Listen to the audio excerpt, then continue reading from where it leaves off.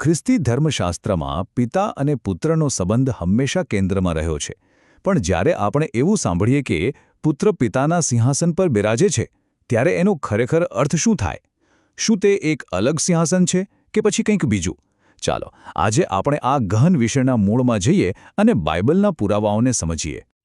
તો સૌથી મોટો સવાલ એ છે કે ખુદ બાઇબલ આ અનોખા સંબંધને કઈ રીતે જુએ છે.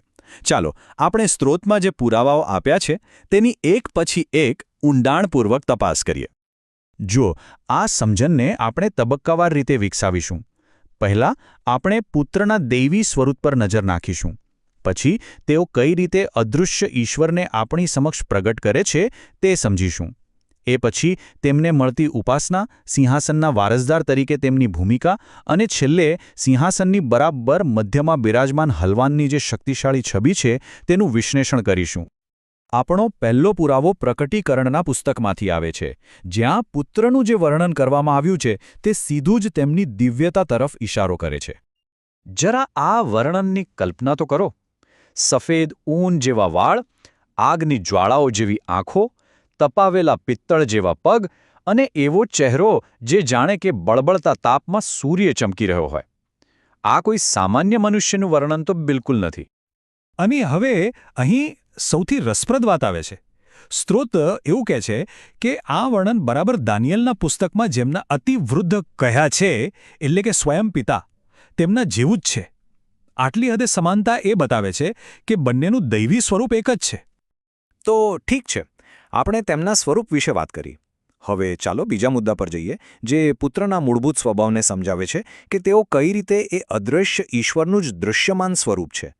બાઇબલ સ્પષ્ટપણે કહે છે કે ઈશ્વર અમર છે. તેઓ એવા પ્રકાશમાં રહે છે જ્યાં કોઈ જઈ ન શકે. તેમને કોઈએ જોયા નથી અને કોઈ જોઈ શકે એમ પણ નથી. અહીં સ્ત્રોત એક બહુ મહત્વની દલીલ કરે છે. એ કહે છે કે આ વર્ણન માત્ર પિતા માટે જ નથી, એ પુત્રને પણ એટલું જ લાગુ પડે છે. પુત્ર પણ એ જ દૈવી અને અદૃશ્ય સ્વભાવના છે, પણ તેમણે સૃષ્ટિમાં પોતાને દૃશ્યમાન કરવાનું પસંદ કર્યું. અને આ વાતને યશાયાનું પુસ્તક વધુ સ્પષ્ટ કરે છે. અહીં પુત્રને પરાક્રમી ઈશ્વર અને સનાતન પિતા જેવા બિરુદ આપવામાં આવ્યા છે. આ બતાવે છે કે તેમની દિવ્યતા કેટલી ગહન છે. તો આ બધાનો સાર શું છે? સાર એ છે કે પુત્ર દ્વારા જ અદૃશ્ય પિતા આ દુનિયા માટે દૃશ્યમાન અને સુલભ બને છે. પુત્ર એક રીતે પિતાનું જ જીવંત પ્રાગટ્ય છે. પુત્રના દૈવી સ્વભાવને સમજ્યા પછી હવે આપણે એ ઉપાસના પર ધ્યાન આપીએ જે તેમને મળે છે, કારણ કે આ તેમના દરજ્જાનો એક વધુ મજબૂત પુરાવો છે. પ્રકટીકરણના આ શ્લોકમાં સ્વર્ગમાં રહેલી આખી સૃષ્ટિ એક સાથે ઘોષણા કરે છે. અને આ કોઈ સામાન્ય સ્તુતિ નથી, આ એક જબરદસ્ત ઘોષણા છે. અહીં જે સમાનતા છે એના પર ખાસ ધ્યાન આપજો. જે સ્તવન, જે માન, જે ગૌરવ અને જે પરાક્રમ સિંહાસન પર બિરાજનારને એટલે કે પિતાને મળે છે, બરાબર એ જ હલવાનને એટલે કે પુત્રને પણ મળે છે. કોઈ જ ભેદભાવ નહીં. આનો અર્થ ખરેખર ખૂબ જ ગહેન છે. બંનેને એક સરખી ઉપાસના મળવાનો મતલબ એ છે કે તેઓ માત્ર સમાન દૈવી દરજ્જો જ નથી ધરાવતા, પણ અધિકારનું એક જ સિંહાસન પણ ધરાવે છે. આ દલીલ હવે આપણને પુત્રના વારસા તરફ લઈ જાય છે. તેઓ કઈ રીતે સર્વોચ્ચ અધિકાર અને એ સિંહાસનના વારસદાર બને છે, ચાલો હવે એ જોઈએ. આ શ્લોક પુત્રના પુનરુત્થાન પછી શું થયું એ બતાવે છે. તેમને માત્ર જીવતા નથી કરવામાં આવ્યા, પણ ઈશ્વરના જમણા હાથે દુનિયાની બધી જ સત્તાઓથી ઉપર સ્થાન આપવામાં આવ્યું છે.